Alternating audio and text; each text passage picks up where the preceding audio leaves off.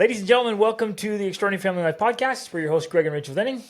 We just got back from another iconic, It's cliche now at this point. but typical for us, epic adventure. Bucket list adventure. Yeah. So a Just so trip fun. that was supposed to be to Mongolia and back ended up taking us to 5 countries because it was a lot cheaper to do that, including all the added days, than direct flights from Lisbon to Ulaanbaatar, Mongolia. It was So, it was like bonus, bonus layovers, bonus layovers, bonus trips. Because we get to see cool new things. So we got to experience London. So we went to London for several hours, stood which out was to me. fun. Yeah, the kids loved it. I loved. Yeah. And, well, the kids just crazy loved. They're in the trees, and there's all these big. I don't know if they're willows, weeping willows, but there's these big trees where the branches hang down to the ground and they create these little playground caves, and the kids loved it, and so I loved it. It was awesome. Hyde Park was really special. Then 4 days in Kazakhstan, our first time there, and the mountains, the people, the food. Gorgeous country. Loved Kazakhstan. At least where we were. We flew into Almaty. And that's where the mountains are. That's where the lakes are. I mean, it gave me a lot of like Colorado, Rocky Mountain vibes. Yep. Gorgeous. Very beautiful. And very few foreigners. I mean, we saw some Russians and other But only white very people. few. No But, English anywhere at all. Nobody spoke English. Yeah. Actually, there were a few people that would say, "Hi, how are you? Welcome to Kazakhstan." Like, that was about it. But, yeah, great experience. They had pretty good food. We tried horse for the first time, which I was hesitant to eat, but it was actually pretty good. All the kids tried it, too, which I was amazed. And they all said, "Oh, yeah, it's good, actually. It tastes like a steak."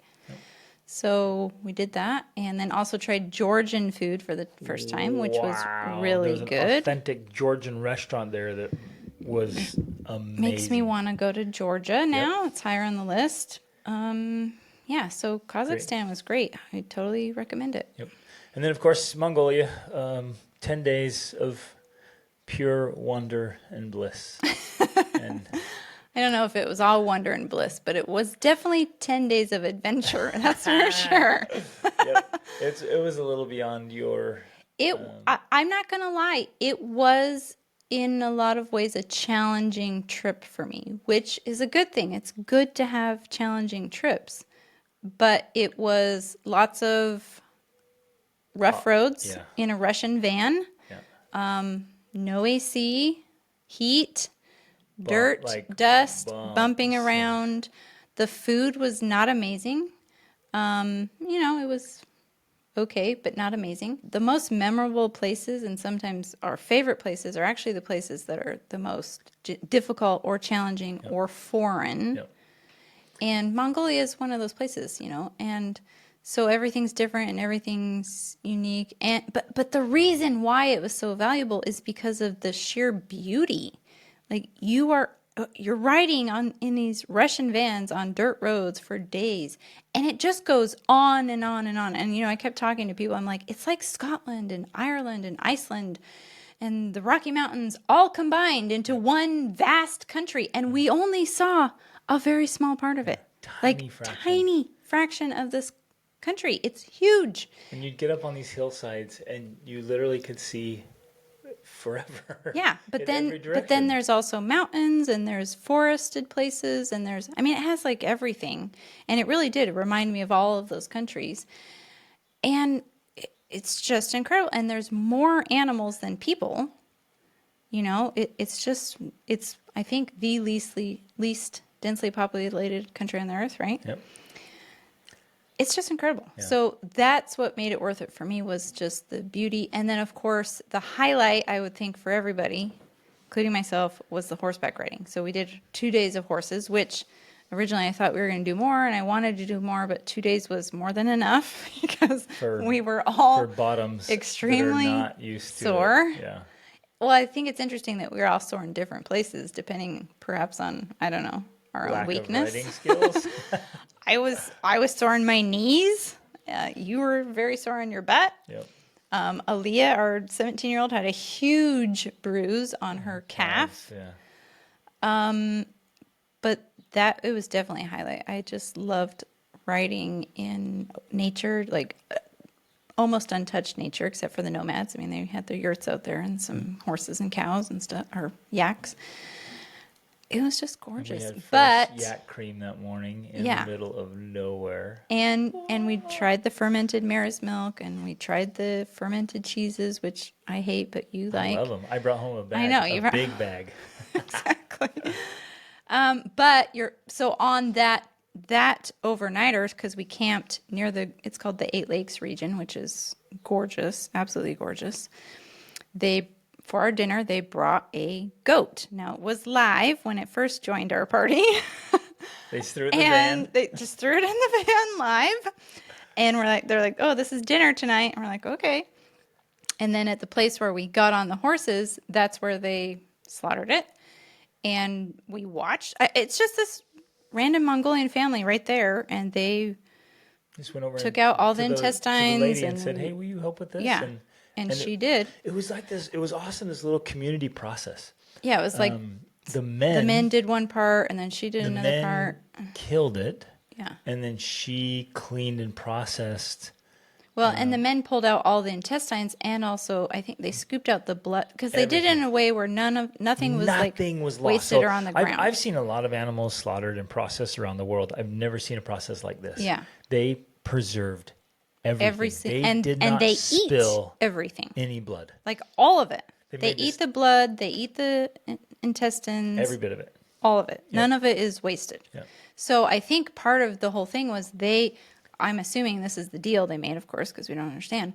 We took the carcass, and she got to keep all the organs and everything. So that was the benefit payment for them. of That helping. family Yeah. got all these organs, and they love the organs. Yeah. It's like the Their favorite delicacy part. there. They take all the organs and they stuff it inside the intestines, Yeah. and then make it this delicacy. But we got to watch this whole process. And, and there's all levels of people in this group, and there's vegetarians, and, but they were all kind of interested in a way. Some of them were hiding their face and didn't want to watch fully, but were still kind of fascinated. Yeah. And it was very interesting to me, because Jordan Peterson talks about this fascination that humans have, like with fire specifically. It's this, like, we're drawn to it and we watch it and observe it because it's one thing, it's ever changing and it's new and it's different. And in some ways I felt like that. It's like we were sitting around watching a fire because all of us were so drawn and fascinated by this process we'd never seen before.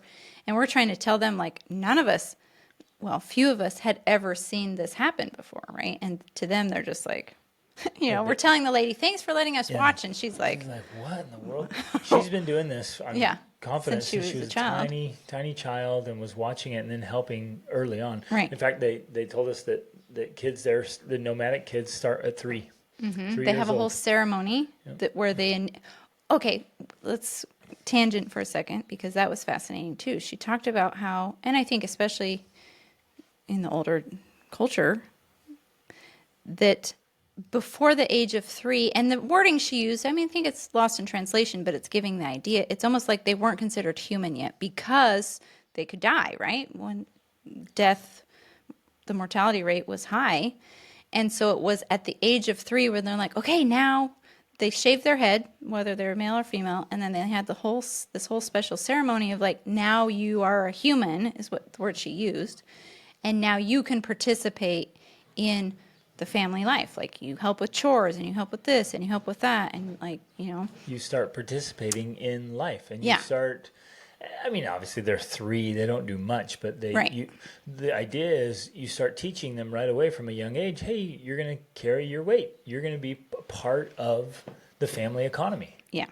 Which also, interestingly, mentioned that the UN Has now tried to intervene. has intervened and considered that child slavery, which, okay, I get it. I get where that viewpoint could come from. But at the same time, when you live in a culture like that where your survival depends on The whole family participating. the whole family working together, and, okay, even more than that, your survival depends on you knowing these skills. Exactly. So the sooner you learn these skills, the better off you're going to be. Yep. And I can imagine, because I also re-listened to Genghis Khan and the Making of the Modern World. Great book. Love that book. And, if you live in a culture where, and traditionally, one of the reasons Genghis Khan became a leader, a figure, was because the tribes would steal from each other, wives. They would steal specifically wives. So if your mother ended up getting kidnapped and your father was killed and you didn't know these skills, I mean, he was 11 when his father died, and his mother had been kidnapped before that, and they got her back, but you had to know these skills to survive. So I think, from my perspective, that's one of the reasons you would do this. Like at 3 years old, you're going to start teaching these skills because that's survival. You will not make it if you don't know these things. It's so naive and silly and foolish of us from our world of all the luxuries, Our comfort and luxuries. Gigantic grocery stores with food, and where none of us have ever even seen earth. an animal killed and processed. The only meat we've ever seen comes in a package. Yeah. And for us, well, they shouldn't be doing that. And they shouldn't be making children make the do kids work. But when you go out and you actually stay the night in their yurt in the middle of nowhere, I mean, we drove for days to get out to these places. That's their world. Yeah. That's what they know. That's how they live. And we were there when it was pleasant and wonderful. And it's still tough. But the winters, that far north, I mean, it is a harsh, unforgiving environment. Like you die. You mess up, you die. Right. The stakes are high.